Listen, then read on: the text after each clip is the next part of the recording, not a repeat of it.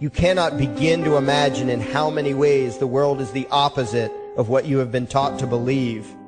You see the guy who sells drugs to willing customers so he can feed his family as the scum of the earth, while you see the hypocrite who gives away stolen money in the name of government as a saint. You see the guy who tries to avoid being robbed by the federal thugs as a crook and a tax cheat, but see as virtuous the politician who gives away the same stolen loot to people to whom it does not belong. You see the cop as a good guy when he drags a man away from his friends and family and throws him in prison for 10 years for smoking a leaf. And you see anyone who defends himself from such barbaric fascism as the lowest form of life, a cop killer. In reality, most drug dealers are more virtuous than any government social worker, and prostitutes have far less to be ashamed of than political whores, because they trade only with what is rightfully theirs, and only with those who want to trade with them. The upstanding, church-going, law-abiding, tax-paying citizen who votes Democrat or Republican is far more despicable and a bigger threat to humanity than the most promiscuous, lazy, drug-snorting hippie. Why? Because the hippie is willing to let others be free, and the voter is not. The damage done to society by bad habits and loose morality is nothing compared to the damage done to society by the self-righteous violence committed in the name of the state. You imagine yourselves to be charitable and tolerant when you are nothing of the sort. Even the Nazis had table manners and proper etiquette when they weren't killing people. You think you're good people because you say please and thank you? You think sitting in that big building on Sunday makes you noble and righteous? The difference between you and a common thief is that the thief has the honesty to commit the crime himself, while you whine for government to do your stealing for you. The difference between you and the street thug is that the thug is open about the violence he commits, while you let others forcibly control your neighbors on your behalf. You advocate theft, harassment, assault, and even murder, but accept no responsibility for doing so. You old folks want the government to steal from your kids so you can get your monthly check. You parents want all your neighbors to be robbed to pay for your kids' schooling. You all vote for whichever crook promises to steal money from other people to pay for what you want. You demand that those people who engage in behaviors you don't approve of be dragged off and locked up, but feel no guilt for the countless lives your whims have destroyed. You even call the government thugs your representatives, and yet you never take responsibility for the evil they commit. You proudly support the troops as they kill whomever the liars in D.C. tell them to kill, and you feel good about it. You call yourselves Christians or Jews or claim to follow some other religion, but the truth is what you call your religion is empty window dressing. What you truly worship, the God you really bow to, what you really believe in is the state. Thou shalt not steal, thou shalt not murder, unless you can do it by way of government. Then it's just fine, isn't it? If you call it taxation and war, it stops being a sin, right? After all, it was only your God that said you shouldn't steal and murder, but the state said it was okay. It's pretty obvious which one outranks the other in your minds. Despite all the churches, synagogues, and mosques we see around us, this nation has one God and only one God, and that God is called government. Jesus taught nonviolence and told you to love your neighbor, but the state encourages you to vote for people who will use the violence of government to butt into every aspect of everyone else's life. Which do you believe? To those about to stone a woman who had committed adultery, Jesus said, "Let him who is without sin cast the first stone." But the state says it's perfectly fine to lock someone up if they do something you find distasteful, such as prostitution. Which do you believe? The Christian God says, "Thou shalt not covet," but coveting is the lifeblood of the beast that is the state. You are taught to resent, despise, and hate anyone who has anything you don't have. You clamor for the state to tear other people down, steal their property, and give it to you. And you call that fairness. The Bible calls it coveting and stealing. You are not Christians. You are not Jews. You are not Muslims. and you certainly aren't atheists. You all have the same God, and its name is government. You're all members of the most evil, insane, destructive cult in history. If there ever was a devil, the state is it, and you worship it with all your heart and soul. You pray to it to solve every problem, to satisfy all your needs, to smite your enemies, and to shower its blessings upon you. You worship what Nietzsche called the coldest of all cold monsters, and you hate those of us who don't. To you, the greatest sin is disobeying your God, breaking the law, you call it, as if anyone could possibly have any moral obligation to obey the arbitrary commands and demands of the corrupt, lying, delusional megalomaniacs who infest this despicable town. Even your ministers, priests, and rabbis, more often than not, are traitors to their own religions, teaching that the commands of human authority should supersede adherence to the laws of the gods they say they believe in. Several years ago, I heard one pompous evangelical jackass in particular pontificating on the radio that anyone who disobeys the civil authority, be it a king or any other government, is engaging in rebellion against God. Those were the exact words he used. What if the government is doing something wrong? Well, this salesman for Satan opined, that is the business of those in government, and you are still obligated to obey.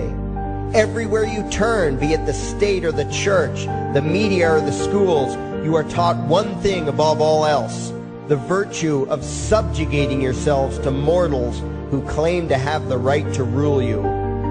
It is sickening the reverence with which you speak of the liars and thieves whose feet are so firmly planted on your necks. You call the congressmen and the judges honorable, and you swoon at the magnificence of the grandiose halls they inhabit, the temples they built to celebrate the domination of mankind.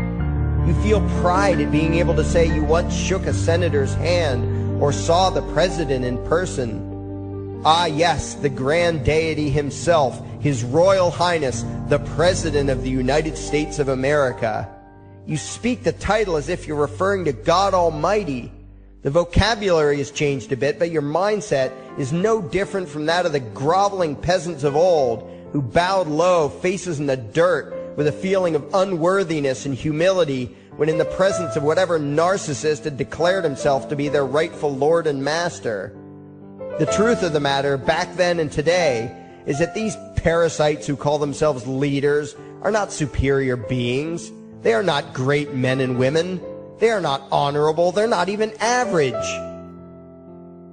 The people who earn an honest living, from sophisticated millionaire entrepreneurs to illiterate day laborers doing the most menial tasks you can imagine, those people deserve your respect. Those people you should treat with courtesy and civility. But the frauds who claim the right to rule you and demand your subservience and obedience, they deserve only your scorn and contempt. Those who seek so-called high office are the lowest of the low. They may dress better, have larger vocabularies, and do a better job of planning out and executing their schemes, but they are no better than pickpockets, muggers, and carjackers. In fact, they are worse, because they don't want to rob you of just your possessions. They want to rob you of your very humanity, deprive you of your free will, by slowly leeching away your ability to think, to judge, to act, reducing you to slaves in both body and mind. And still you persist in calling them leaders. Leaders? Where is it that you think you're going exactly that would require you to have a leader? If you just live your own life and mind your own damn business, exercising your own talents, pursuing your own dreams, striving to be what you believe you should be, what possible use would you have for a leader? Do you ever actually think about the words that you hear, the words that you repeat? You parrot oxymoronic terms such as the leader of the free world, even pretending for a moment that there is some huge journey or some giant battle that everyone in the entire nation is undertaking together that would require a leader. Why would you ever think, even for a moment, that the crooks that infest this town are the sort of people you should listen to or emulate or follow anywhere? Somewhere inside your mostly dormant brains, you know full well that politicians are all corrupt liars and thieves, opportunistic con men, exploiters, and fearmongers. You know all this, and yet you still speak as if you are the ones who are the stupid, vicious animals, while the politicians are the great, wise role models, teachers, and leaders without whom civilization could not exist. You think these crooks are the ones who make civilization possible? What belief could be more absurd? Yet when they do their pseudo-religious rituals, deciding how to control you this week, you still call it law, and continue to treat their arbitrary demands as if they were moral decrees from the gods that no decent person would ever consider disobeying. You have become so thoroughly indoctrinated into the cult of state worship that you are truly shocked when the occasional sane person states the bleeding obvious. The mere fact that the political crooks wrote something down and declared their threats to be law does not mean that any human being anywhere has the slightest moral obligation to obey. Every moment of every day, in every location and every situation, you have a moral obligation to do what you deem to be right, not what some delusional bloated windbag says is legal. And that requires you to first determine right and wrong for yourself, a responsibility you spend much time and effort trying to dodge. You proclaim how proud you are to be law-abiding citizens and express your utter contempt for anyone who considers himself above your so-called laws, laws that are nothing more than the selfish whims of tyrants and thieves. The word crime once meant an act harmful to another person. Now it means disobedience to any one of the myriad of arbitrary commands coming from a parasitical criminal class. To you, the term crime is nearly synonymous with the word sin, implying that the ones whose commands are being disobeyed must be something akin to gods, when in truth they are more akin to leeches. The very phrase, taking the law into your own hands, perfectly expresses what a sacrilege it is in your eyes for a mere human being to take upon himself the responsibility to judge right from wrong and to act accordingly, instead of doing what you do, unthinkingly obeying whatever capricious commands this cesspool of maggots spews forth. You glorify this criminal class as lawmakers and believe that no one is lower than a lawbreaker, someone who would dare disobey the politicians. Likewise, you speak with pious reverence of law enforcers, those who forcibly impose the politicians' every whim upon the rest of us. When the state uses violence, you imagine it to be inherently righteous and just, and if anyone resists, they are, in your eyes, contemptible lowlifes, lawless terrorist criminals. Like the lawless terrorist criminals who helped slaves escape the plantations. Like the lawless terrorist criminals who helped Jews escape the killing machine of the Third Reich. Like the lawless terrorist criminals who were crushed to death under the tanks of the Red Chinese government in Tiananmen Square. Like all the lawless terrorist criminals in history who had the courage to disobey the never-ending stream of tyrants and oppressors who have called their violence authority and law. And that includes the lawless terrorist criminals who founded this country. Everything you think you know is upside down, backwards, and inside out. But what has to take the cake, the height of your insanity, is the fact that you view as violent terrorists the only people on the planet who oppose the initiation of violence against their fellow men. Anarchists, voluntarists, and libertarians. We use violence only to defend ourselves against someone who initiates violence against us. We use it for nothing else. Meanwhile, your belief system is completely schizophrenic and self-contradictory. On the one hand, you teach the young slaves that violence is never the answer. Yet out of the other side of your mouths, you advocate that everyone and everything, everywhere and at all times be controlled, monitored, taxed, and regulated through the force of government. In short, you are teaching your children that the masters may use violence whenever they please, but the slave should never resist. You indoctrinate your children into a life of unthinking, helpless subservience. You are putting the chains around their little necks and fastening the locks tight. And worst of all, you feel good about it. Out of one side of your mouths, you condemn the evils of fascism and socialism and lament the injustices of the regimes of Hitler, Stalin, and Mao. While out of the other side of your mouths, you preach exactly what they did. The worship of the collective, the subjugation of every individual to that evil insanity that wears the deceptive label, the common good. You babble on and on about diversity and open-mindedness, and then beg your masters to regulate and control every aspect of everyone's lives, creating a giant herd of unthinking conformist drones.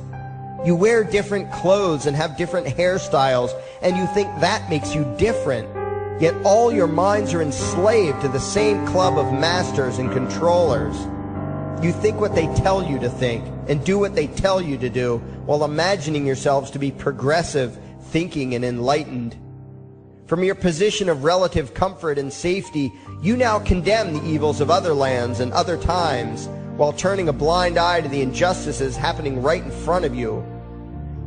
You tell yourself that had you lived in those other places, in those other times, you would have been among those who stood up against oppression and defended the downtrodden. But that is a lie. You would have been right there with the rest of the flock of well-trained sheep, loudly demanding that the slaves be beaten, that the witches be burned, that the nonconformists and rebels be destroyed. How do I know this? Because that is exactly what you are doing today. Today's injustices and oppressions are fashionable and popular, and those who resist them, you tell yourselves, are just malcontents and freaks, people whose rights don't matter, people who deserve to be crushed under the boot of authority. Isn't that right? You bunch of spineless, unthinking hypocrites, look in the mirror. Take a good look at what you imagine to be righteous and kind. You are the devil's plaything. The crowds of thousands wildly applauding the speeches of Adolf Hitler, that was you. The mob demanding that Jesus Christ be nailed to the cross, that was you. The white invaders who celebrated the wholesale slaughter of those godless redskins, that was you. The throngs filling the Colosseum, applauding as the Christians were fed to the lions, that was you. Throughout history, the perpetual suffering and injustice occurring on an incomprehensible scale, it was all because of people just like you. The well-trained, thoroughly indoctrinated conformists, the people who do as they're told, who proudly bow to their masters, who follow the crowd, believing what everyone else believes and thinking whatever authority tells them to think. That is you. And your ignorance is not because the truth is not available to you. There have been radicals preaching it for thousands of years. No, you are ignorant because you shun the truth with all your heart and soul. You close your eyes and run away when a hint of reality lands in front of you. You condemn as extremists and fringe kooks those who try to show you the chains you wear because you don't want to be free. You don't even want to be human. Responsibility and reality scare the hell out of you, so you cling tightly to your own enslavement and lash out at any who seek to free you from it. When someone opens the door to your cage, you cower back in the corner and yell, "Close it, close it." Well, some of us are finished with trying to save you. We've wasted enough effort trying to convince you that you should be free. All you ever do is spout back what your masters have taught you, that being free only leads to chaos and destruction, while being obedient and subservient leads to peace and prosperity. There are none so blind as those who will not see. And you nation of sheep, would rather die than see the truth.